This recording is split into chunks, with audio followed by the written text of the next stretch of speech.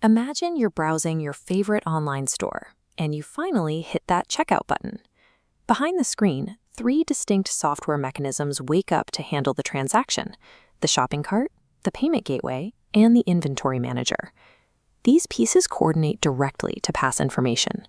Cart reaches out to payment, payment kings inventory, and inventory updates the cart, weaving a tangled spider web. This creates a circular dependency. Locked in a loop, they become impossible to separate. What feels to the user like a simple transaction is actually built on a fragile knot of internal dependencies. This kind of architecture makes testing a total nightmare. Because the components are so tightly linked, you can't isolate the cart to verify its code without dragging the payment and inventory modules along with it. Reusability suffers too.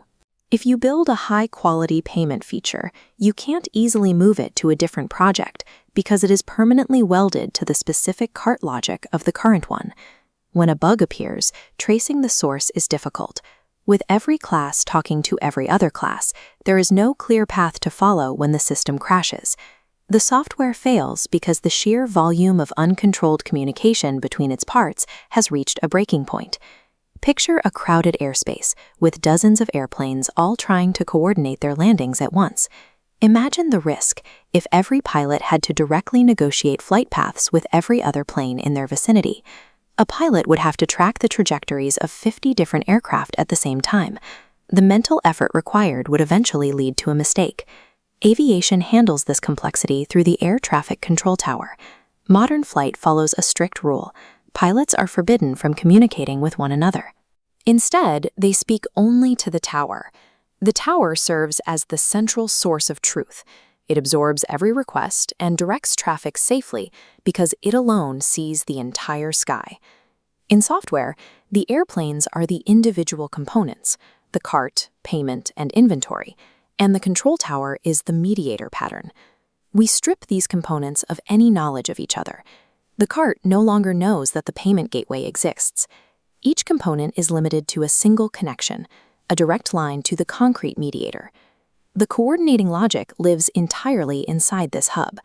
When the cart updates, it sends a message here, and the mediator commands the inventory to adjust accordingly. Routing communication through this central hub replaces the spider web with predictable orchestration. Back in our checkout scenario, the chaotic web of connections has been removed. This creates loose coupling. You can now move the payment class into a new project without bringing the cart with it, because the class only knows how to talk to a mediator. While this looks similar to the observer pattern, they handle communication differently.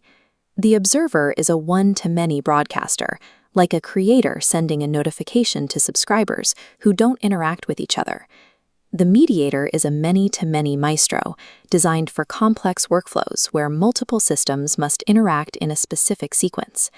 The mediator manages the relationship between these systems, shielding individual components from the complexity of the broader workflow.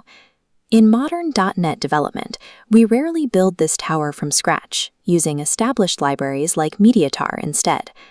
Using a library like this keeps API controllers clean, as they no longer need direct links to backend services. The controller simply sends a request to the mediator, which then identifies and triggers the specific handler needed to perform the task. This setup makes it easier to implement CQRS, or Command Query Responsibility Segregation. Since every request is routed through the hub, you can send commands that update data to one set of handlers and queries that read data to another, ensuring the two never interfere. Adopting the mediator pattern shifts the focus from individual class connections to the system's overall orchestration, making the architecture easier to maintain as it grows.